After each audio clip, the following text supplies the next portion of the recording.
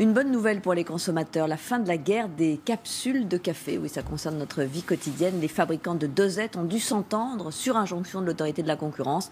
Autrement dit, elles seront toutes compatibles, ces dosettes, avec les machines à café, quelles qu'elles soient. Le point avec Juliette Duquesne, Grégoire Guisteau et Julie Regard. Dans ce supermarché, près de la moitié du rayon café est consacré aux capsules. Malgré un prix élevé, elles ont séduit les Français en seulement quelques années. Un ménage sur 4 a aujourd'hui une machine à dosette.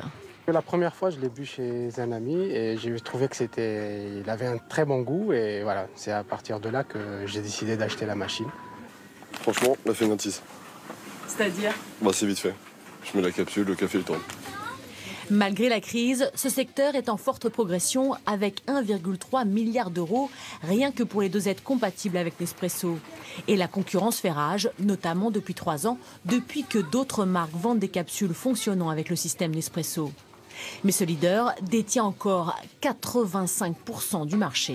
Il y a de gros enjeux. Vous pouvez comparer ça à Apple, tout simplement, qui défend son précaré, son savoir-faire, son système propriétaire. On est sur la même chose, mais dans le domaine du café.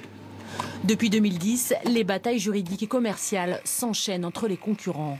Pendant plusieurs années, Nespresso a modifié ses machines, les dispositifs de perforation, les joints d'étanchéité, l'interaction entre la machine et la capsule.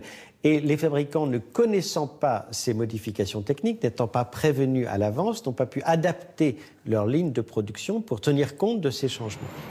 Cette semaine, Nespresso s'est engagé à arrêter ses pratiques devant l'autorité de la concurrence. L'entreprise devra aussi cesser d'inciter les consommateurs à n'utiliser que leurs capsules.